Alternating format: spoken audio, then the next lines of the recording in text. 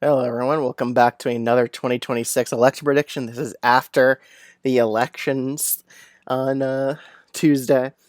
So I would say the Democrats' odds of retaking the Senate have definitely ticked up a bit. Previously, I had them only at like a 20 or 25% chance. Now I think that they're more in the range of 30 to 35% chance at winning the Senate. So first off, we're going to set up the safe red states and the safe blue states.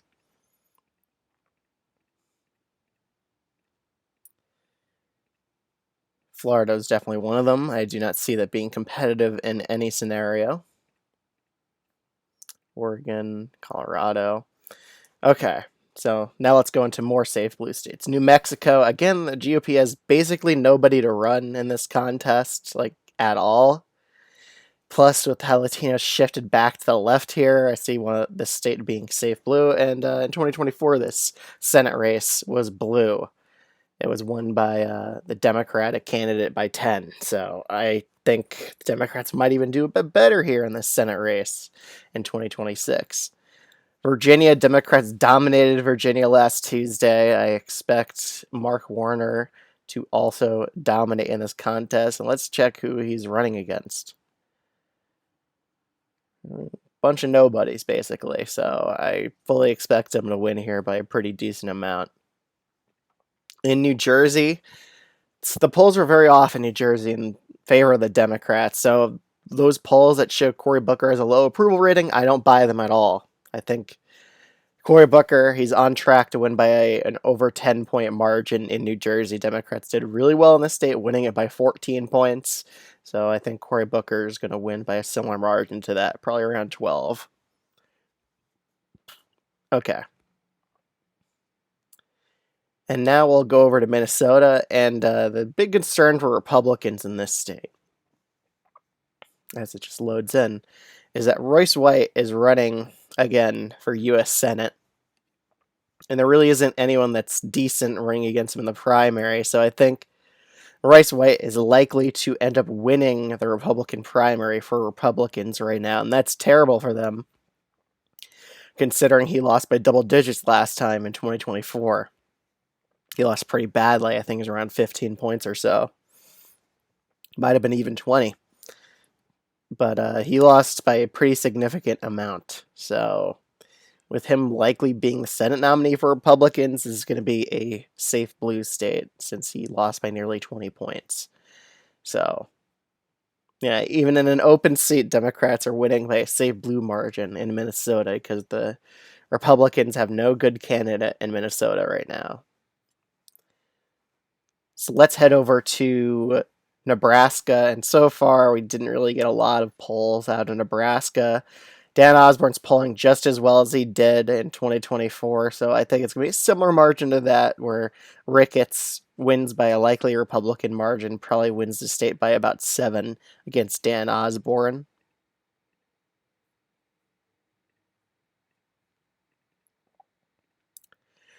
Going over to Texas, I think even if Ken Paxton's the nominee, I still think he's on track to win pretty easily. I think he probably wins by about 5 points against Allred or Tallarico. Again, Paxton, he won by a likely Republican margin back in 2022 in statewide Texas. So even though he's got a divorce, he cheated on his wife, I don't think that really matters much to Texas voters. I still think they would back Ken Paxton like they backed him before in 2022.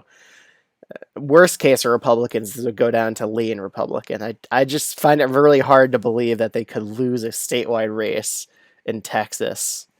I just kind of don't see it at this point, unless there's like a huge scandal that comes out about Ken Paxton that we don't even know about yet. But so far, just him cheating on his wife, that's not enough for him to really lose this race. So, and plus, there's the possibility that John Cornyn wins the Senate primary as well. It's kind of like a 50-50 primary right now. But in either scenario, I'd still put it as likely Republican. I just think Texas is a pretty red state still. Going up to New Hampshire, it's one of our last likely states. Chris Pappas is going to be the Democratic candidate, certainly. He's the strongest one out of the bunch. He's dominating in the primary already. On the Republican side, we're likely to see Johnny Sununu win the Republican primary. He does have that Sununu last name, but I don't really think that matters that much to voters. He's not actually Chris Sununu, and I think voters are going to realize that. Plus, Papas, he outperformed Harris by like 6 points in his congressional districts previously, so he is an overperformer, so he has that going for him. And the polling, it shows him beating Sununu still. Anywhere from a 6-point to a 3-point lead, so it's a pretty significant lead. Plus, those are all Republican pollsters, too. The ones that showed a 3-point race, they're all Republican leaning, so he's probably up by more than that. So I have him winning New Hampshire Senate seat by about 5-ish points, maybe 6, but I'll just say he's winning by 5 for now. Then we head to Alaska, and Alaska's important to talk about because Mary Patola, she very well might run for this Senate seat as of right now. She's still considering either running for governor or for Senate, but right now I think it's kind of a little bit more likely she runs for Senate right now because the Democrat running the governor's race, he said that in his personal opinion, he thinks Mary Patola is probably going to run for Senate. Plus, we have all this early polling showing her very competitive in the Senate contest. We have a few polls showing her actually leading here. So it's something to look at. She outperformed Harris by 10 points in this state. She does better in midterm electorates, so she very well could win the Senate seat in this race. So with her being a bit more likely to run for Senate than governor, I would have to put this as a lean Republican state. I think she's definitely considering running. So this is a state to keep an eye out for in the 2026 Senate election, especially if she runs, because she's the only one that could really win this state. If she doesn't run, it's safe Republican. So it all hinges on her decision. And if she does run, she might very well be the favorite to win this Senate seat, even against an incumbent in Dan Sullivan. Now we're going to head up towards Maine. So in Maine, we have a competitive Democratic primary with Graham Plattner and Jeanette Mills. So far, it's kind of going back and forth. Mills has a narrow lead. The RNC did a poll of this race, which is kind of irrelevant. There was an old poll that had Plattner up by a lot, but this was before his tattoo scandals has released. So I think Jeanette Mills is going to win this Democratic primary right now. I think the scandals are a bit too much for Graham Plattner to overcome. So I think she's the favorite to win this race, and I think it's better for Democrats. I think it's better that they just run someone that's established in Maine, someone that's a former or an incumbent governor in this race, someone who has a decent approval rating. I think it's for the best for Democrats that they just run Jeanette Mills. She is on the older side, but so is Susan Collins. She's only 6 years younger than Jeanette Mills anyway. So it's not going to be that bad for Democrats to run Jeanette Mills. She serves one term, and then someone else could run for Maine, because Susan Collins is definitely not going to return after 6 years to run for that Senate seat again. She'd be too old to do that. So I do think Jeanette Mills is probably going to end up winning the Senate primary just due to all the scandals. And let's take a look at the general election polls. But yeah, Jeanette Mills is leading in a head-to-head against Susan Collins, while Graham Plattner's in a tied race. So that's definitely something to think about here. Jeanette Mills is definitely going to be polling better. If Plattner was the nominee, he might even lose. I think he would lose against Susan Collins.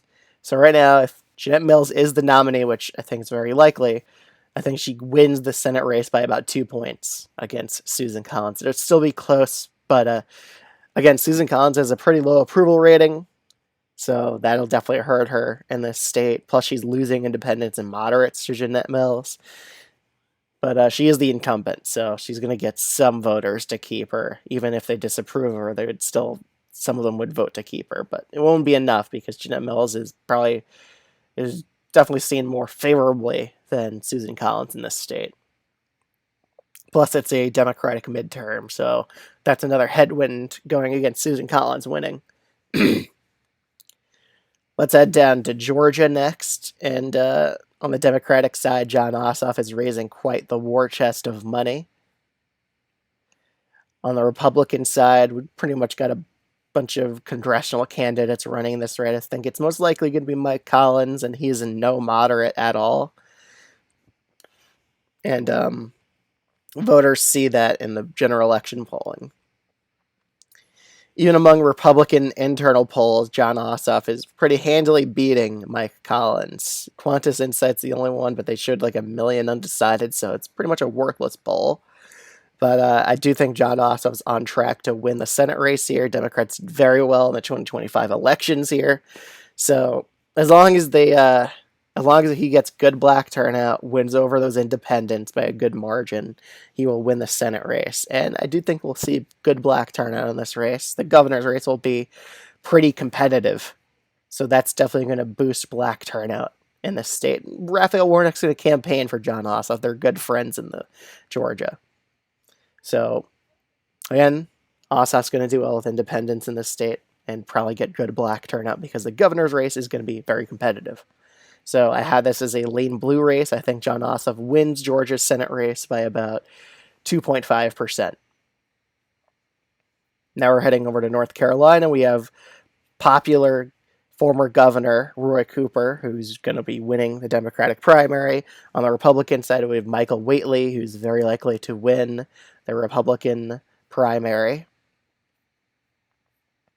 And then we could go to general election polling, and Roy Cooper's leading every single poll by a pretty significant amount. Sometimes a 7-point lead, an 8-point lead, 6-point lead, and a 4-point lead. So he's on track to flip this Senate race blue. He's the best candidate that Democrats have in North Carolina in quite a while for a Senate race. So I do think it's pretty likely that the Democrats end up winning this race. They'll probably win it by about 2 points with Roy Cooper.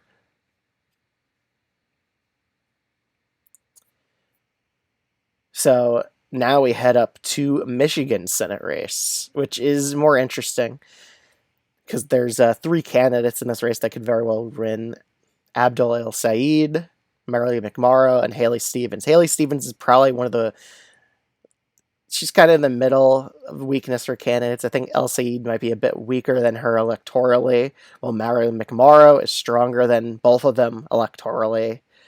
She would be able to win over both the progressives in this race and the moderate voters. Well, I think Haley Stevens really only appeals to moderate voters. Plus, she has very close ties to Israel, which could hurt her with the Muslim voting bloc in Michigan. And El-Sayed, he would do well with Arab and Muslim voters in this state, but he might alienate moderates.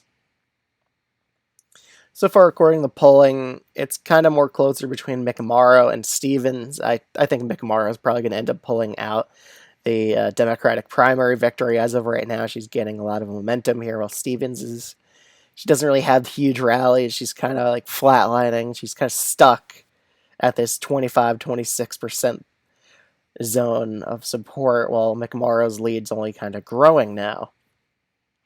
In the general election polls, it's kind of mixed, the results. But again, I really think this is just due to name ID. They don't really recognize a lot of the candidates, and I really doubt that Mike Rogers actually wins this race. He's pretty much stuck at like 46% in a lot of these polls on average. So these undecideds are going to break towards the Democrats here, especially in a Democratic midterm. And Mike Rogers, he lost narrowly before. He underperformed Trump when Trump won the state of Michigan, so he's not this spectacular candidate. I think a lot of these polls are just underestimating Democrats in the state of Michigan. There's no way they're going to lose a Senate race in a blue-leaning midterm for them. So I think McMorrow is going to be able to pull off a victory here. I mean, unless Democrats decide to nominate El-Sayed, they could potentially lose this race as well, because I see Stevens still winning if she's the nominee, but El-Sayed's really the only one that would really put this Senate race in jeopardy. So I think McMorrow and Stevens would both win the Michigan Senate race.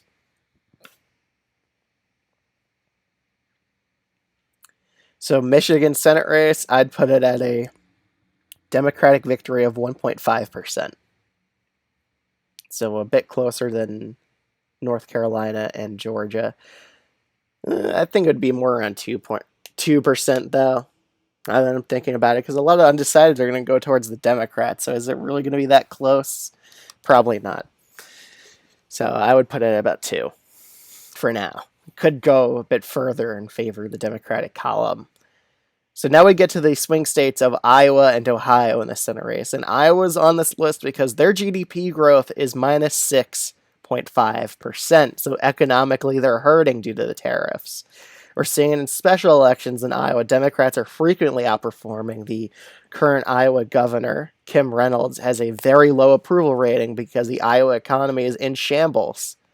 So Iowa's really economically hurting right now, and Democrats have a very good chance of being, with their messaging being anti-tariff, that's definitely going to help them out with voters in Iowa who are just anti-tariff in general.